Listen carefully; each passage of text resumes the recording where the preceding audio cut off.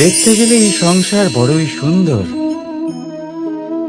কিন্তু আসল সত্যি এটাই যে সংসারে সবকিছু নশ্বর। যেটা কাল ছিল তা আজ নেই, যা আজ আছে তা কাল ছিল না, আর যা আজ আছে তা কালও থাকবে না। প্রত্যেক মানুষকেই যথাসময়ে কালের কাছে মাথা নত করতে হয়। এই রূপের বিনাশ করে বার্ধক্য, প্রাণের বিনাশ করে মৃত্যু, আলস্য, ঈর্ষা ধর্মের বিনাশ করে, আর ক্রোধ বিনাশ করে সম্পর্কের। কিন্তু এরকম একটা অনুভূতি আছে যা একাই সমস্ত গুণ বিনাশ করতে সক্ষম হয়, আর সেটা হলো অহংকার। তাই জ্ঞানকে নিজের কাছে আসতে দিন, কিন্তু অহংকারকে কখনোই নয়। কারণ যদি এই অহংকার আপনার কাছে চলে আসে, তাহলে জীবনে যা কিছু আপনি অর্জন করেছেন, তা সে গুণ হোক বা হোক ধন, সে বন্ধু হোক বা হোক আনন্দ, সবকিছু শেষ হয়ে যায়। রাধা রাধা। এই পাথর দেখতে পাচ্ছেন আপনি? কত গোল, কতটা চকচকে। বাচ্চাদের অনেক সময় এটা নিয়ে খেলতে ভালো লাগে, আর কেনই বা লাগবে না। কতটা সুন্দর আর মসৃণ এটা। কিন্তু আপনি কি কখনো ভেবে দেখেছেন এই পাথর আগে কি ছিল?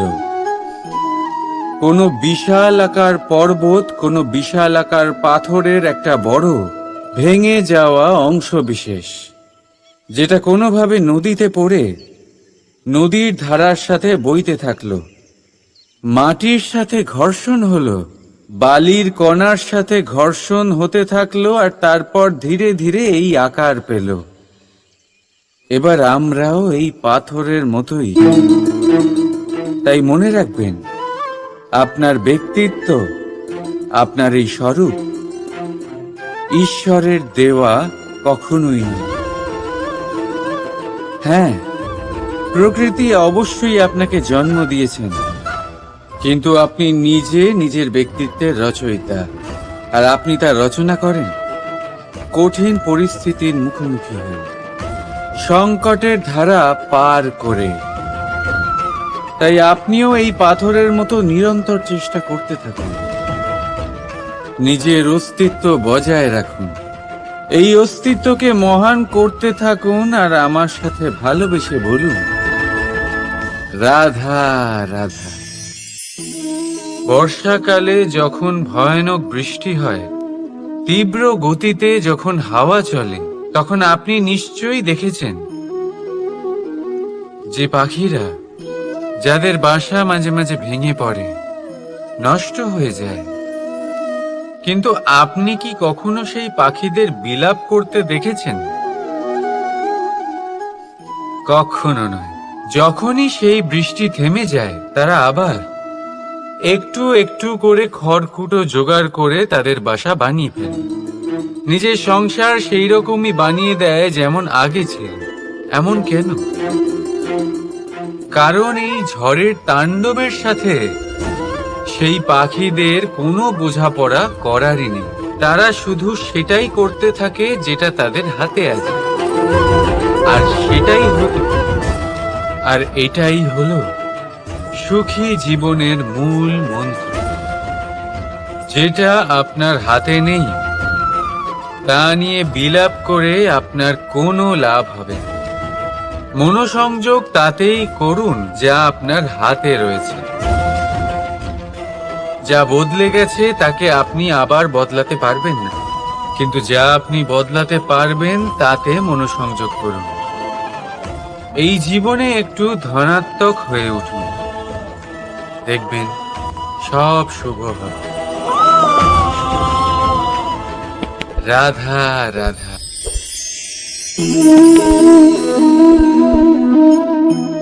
ছোটবেলায় একটা জিনিস আমি কখনো বুঝে উঠতে পারিনি।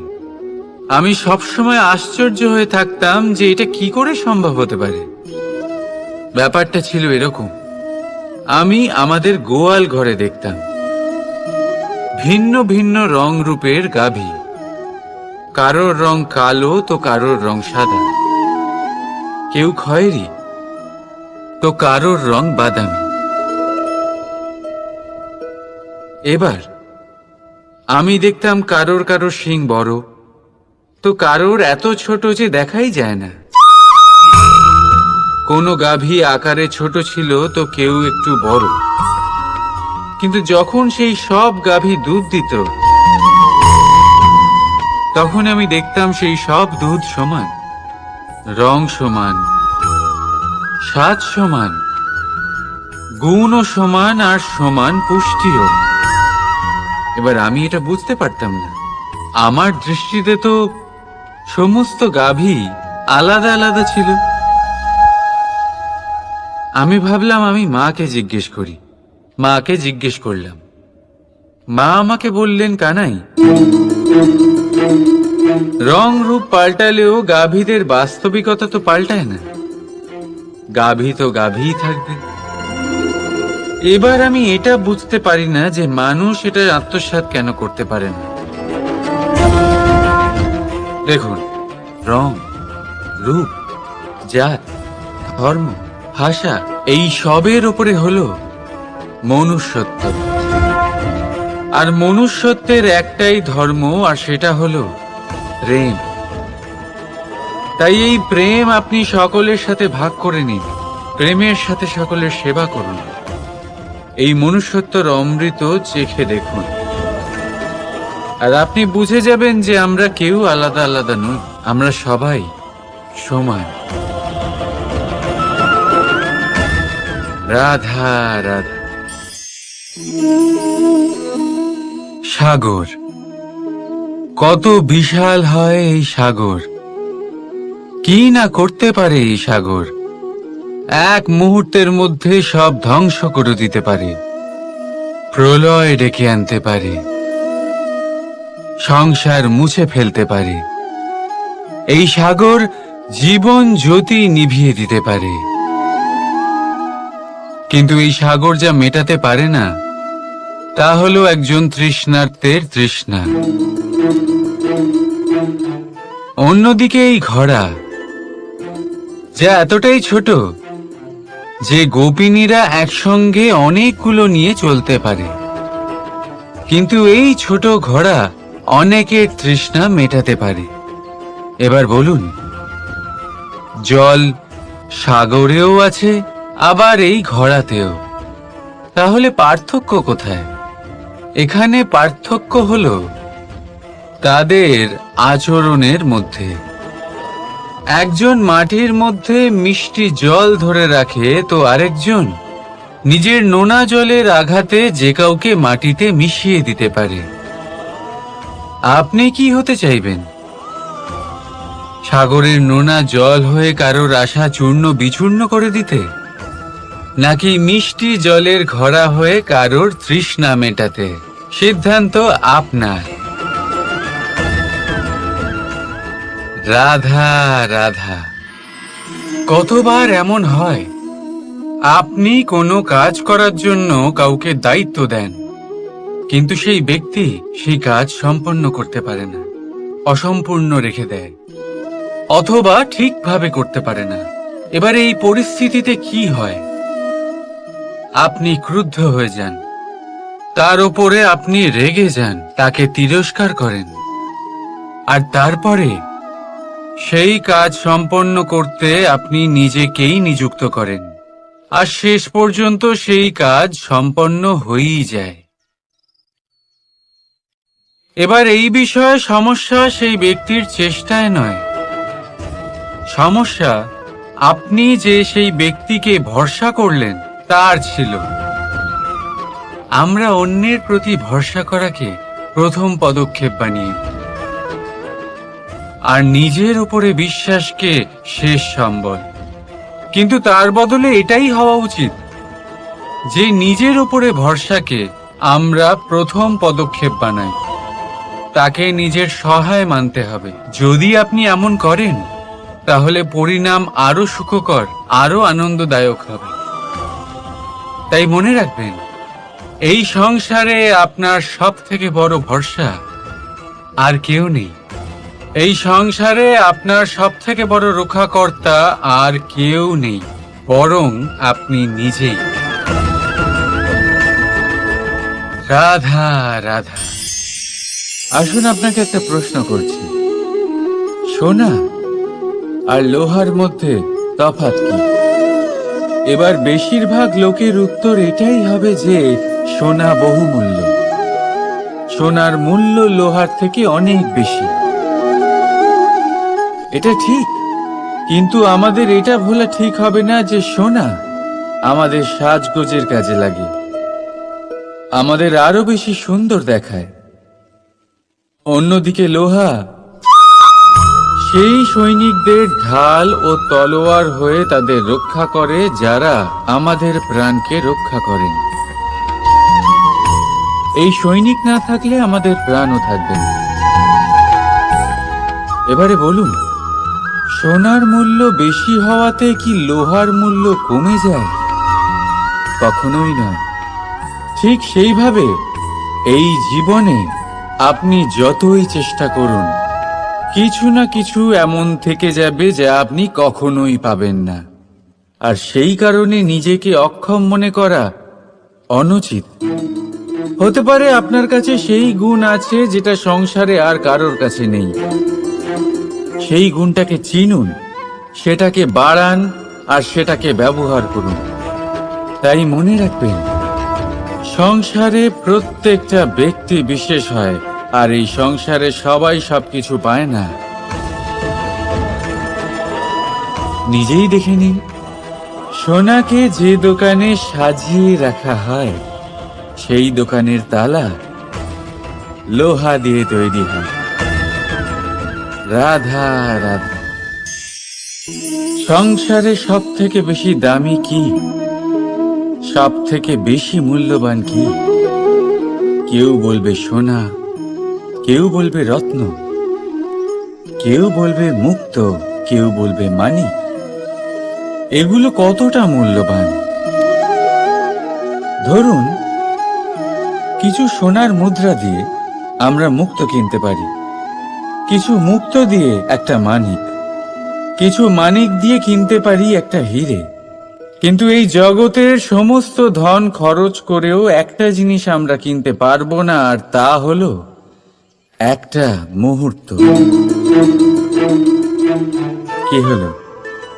সত্যি সামনে এসে গেল। সত্যি হলো এটাই যে জগতে সব থেকে বেশি মূল্যবান সময়, সেই সময় যেটা আমরা এমনি নষ্ট করে দিই অকাজে, কখনো কোনো আশাতে, কখনো শোক করে, কখনো ঘটে যাওয়া দিনের কথা ভেবে, তো কখনো ভবিষ্যতের চিন্তাতে। এই সময়ের সদ্ব্যবহার আমাদের করা উচিত। এই সময়ের সদ্ব্যবহার করে আমাদের ধন অর্জন করা উচিত, মহান কাজ করা উচিত, আমাদের ব্যক্তিত্বকে উদার করা উচিত, ভালো কাজ করা উচিত, সকলের সাথে আনন্দ ভাগ করা উচিত। যদি আমরা এই সংসার থেকে চলেও যাই, তাহলেও সময় আমাদের যেতে দেবে না। এখানেই স্থিত করে রাখবে, কারোর না কারোর জন্য প্রেরণা হয়ে, বা কারোর মুখে কৃতজ্ঞতার হাসি ফুটিয়ে। রাধা রাধা। সূর্য। এই সংসারে সব থেকে বেশি তেজস্বী এই সূর্য, সব থেকে বেশি উজ্জ্বল, সব থেকে বেশি শক্তিশালী। কিন্তু আপনি কি কখনো সূর্যোদয় দেখেছেন? এই শক্তিশালী সূর্য কিভাবে উদয় হয়? লাল রঙের আভার সাথে, সৌম্যতার সাথে, শান্তির সাথে উদয় হয়। কখনো সূর্যাস্ত দেখেছেন? সেই লাল রঙের আভা, সেই সৌম্যতা, সেই একই শান্তি। আর এটাই একজন মহান ব্যক্তিত্বের গুণ। যখন জীবনে উত্থান ঘটে, তখনও অহংকার করেন না, সৌম্যতা বজায় রাখেন। আবার যখন জীবনে ক্ষতি হয় তখনও সৌম্যতা বজায় রাখেন। যদি আপনিও চান সূর্যের মতো আপনি সম্মান পাবেন, তাহলে সূর্যের মতন হন। যখন জীবনে আনন্দ আসে, কুশল আসে, তখন সীমা লঙ্ঘন করবেন না। যখন জীবনে দুঃখ আসে, কষ্ট আসে, বিনাশের পথে অগ্রসর হবেন না। সৌম্য থাকুন, শান্ত থাকুন, সূর্যের মতো চকচক করতে থাকুন। কারণ সব মুহূর্তের মতোই এটাও একটা মুহূর্ত। তাতে আপনি আনন্দ লাভ করুন বা পান দুঃখ, এই মুহূর্ত অবশ্যই চলে যাবে। রাধা রাধা।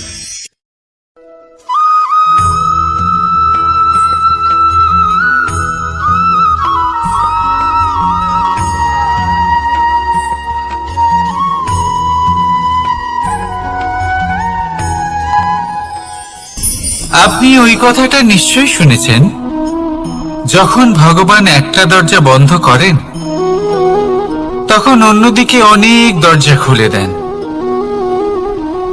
এবার এই দরজা, এই সমস্ত পথ আমরা দেখতে পাই না, অনেক সময় আমরা বুঝতে পারি না, হারিয়ে যায় সব। কখনো কখনো মনে হয় যে এই কথাটাই মিথ্যে, কিন্তু আসলে তা তো নয়। তাহলে হারিয়ে যায় কেন? কারণ আমরা সময় নষ্ট করি এই দরজার দিকে তাকিয়ে থেকে। ভাবি এই বুঝি দরজা খুলবে, এবার দরজা খুলবে। অপেক্ষা করতে করতে আমরা অনেক সময় নষ্ট করে ফেলি। এত সময় নষ্ট করি যে আমরা দেখতে পাই না, খুঁজে পাই না সেই সমস্ত দরজা আর পথ যা আমাদের জন্য খোলা রয়েছে। যদি খুঁজেই না পাই তাহলে তা ব্যবহার করব কি করে? মনে রাখুন, ভগবান সব সময় আমাদের সাথে রয়েছেন, আমাদের সাহায্য করছেন। এই পথ সব সময় আছে, সর্বত্র আছে। দরকার রয়েছে শুধুমাত্র দৃষ্টির, দৃষ্টিভঙ্গি এবং ভাবনা। এই দৃষ্টিকে বিস্তৃত করুন, এই দৃষ্টিভঙ্গিকে ধন্যাত্মক করে তুলুন, আর এই ভাবনা, এর সীমা একটু বাড়িয়ে তুলুন। তারপর দেখবেন সব খুঁজে পাবেন। আসলে কি, এই যে ঈশ্বর, এই যে পরমাত্মা, তা আমাদের সাথে রয়েছে, আমাদের মনের মধ্যে রয়েছে। যিনি তাকে মন থেকে চাইবেন তিনি তাকে মনের মধ্যে অবশ্যই খুঁজে পাবেন। যদি উনি মন থেকে চান পথ খুঁজে পেতে, তাহলে তিনি অবশ্যই পথ খুঁজে পাবেন। তাহলে আসুন আমার সাথে ভালোবেসে বলুন, রাধা রাধা। ধর্ম, আমরা সকলে ধর্মের বিষয়ে কথা বলি, কখনো নিজের ধর্মের বিষয় আর কখনো অন্যের ধর্মের বিষয়। কখনো আমরা অধর্ম দেখলে সেই বিষয়ে কথা বলি। অনেক রকম আলোচনা হয়, কিন্তু এই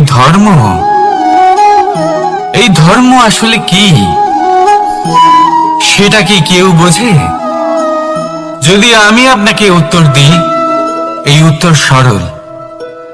ধর্ম হলো তাই যা মানুষকে অন্য মানুষের সাথে, সমস্ত বিশ্ব সংসারের সাথে আনন্দ সহকারে বাঁচতে শেখায়। সেই জন্য আপনি যদি কখনো কোনো ধর্মীয় স্থানে যান, সেই ধর্মীয় স্থানে গিয়ে আপনার শান্তির অনুভূতি হয়, তাই না? কিন্তু দেখুন, ধর্মের জ্ঞান থাকলেই সেই মানুষ ধর্মের পথে চলতে পারবে এমন কোনো কথা নেই। অনেক সময় সম্পর্কে যখন সংঘর্ষ বেড়ে যায়, তখন ইচ্ছের জন্ম হয়, ক্রোধের জন্ম হয়, অহংকারের জন্ম হয়, আর তারপর বিনাশ হয়ে যায় এই ধর্মের। সেই জন্য দ্বিতীয় সব থেকে গুরুত্বপূর্ণ গুণ যা আমার সারথীর মধ্যে থাকা উচিত, তা হলো ধর্মবীর হওয়া। এবার দেখতে হবে সেটাই যে কে হবে সেই ব্যক্তি যিনি এই স্বয়ম্বরে নিজের ধর্মে অটল থাকবেন।